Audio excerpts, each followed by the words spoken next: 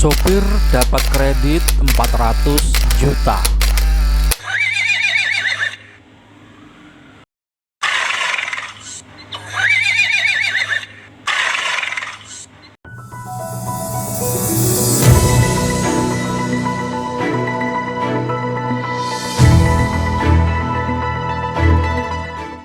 Melaksanakan tadi upacara Hari Bakti Adiaksa ke-62 yang mengambil tema Kepastian Hukum Humanis menuju Pemulihan Ekonomi.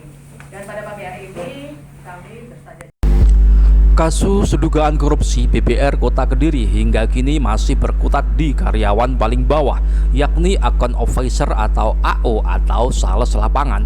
Hal itu bisa dilihat dari penetapan Kejaksaan Negeri Kota Kediri terhadap 4 orang tersangka kasus dugaan korupsi saat rilis ke awak media pada Jumat 22 Juli 2022.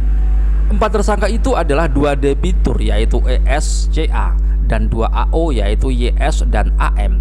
Meski demikian, tersangka kasus dugaan korupsi BBR Kota Kediri itu masih sangat mungkin akan bertambah karena penyidikan masih berlanjut.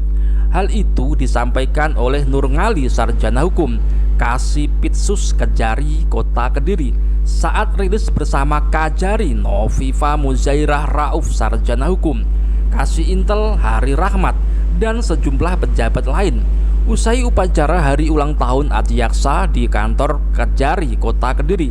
Pada rilis itu, Nurngali menjelaskan diduga terdapat penyimpangan dalam penyaluran kredit di BBR Kota Kediri tahun 2016. Sejak proses pengajuan melalui AO atau marketing, nilai kredit yang diajukan cukup tinggi, tapi tidak didukung data yang benar terkait penghasilan debitur untuk mengukur kemampuan membayar. Selain itu, sertifikat yang dijadikan jaminan masih terikat dengan pihak lain.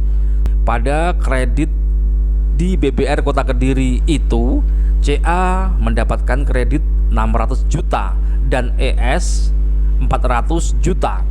ES adalah seorang supir yang gaji per bulannya sekitar 5 juta, tapi diolah datanya seakan-akan dia seorang pengusaha, sehingga bisa mendapatkan kredit besar. Sedangkan CA adalah anak seorang pengusaha dan jaminan kreditnya masih terikat dengan pihak lain. Saat ditanya mengapa tidak ada pejabat BBR Kota Kediri yang menjadi tersangka, hanya AO yang jadi tersangka. Sementara pada standar operasional prosedur atau SOP di BBR Kota Kediri, kewenangan AO sangat terbatas untuk persetujuan pengajuan kredit dan untuk kebenarannya harus ada pejabat BBR Kota Kediri yang mengecek langsung ke lokasi calon penerima kredit.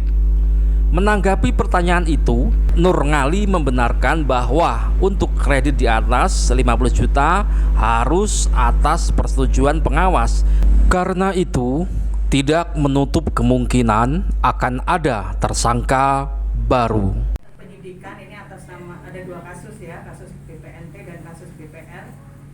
Selanjutnya penuntutan juga ada 2 terdakwa yaitu Insinyur Triyono dan Sri Dewi Roro. Lalu untuk eksekusi memang belum ada ya. Terakhir adalah kegiatan upaya hukum yang sudah dilaksanakan adalah 6 perkara. Selanjutnya untuk bidang perdata dan tata usaha negara.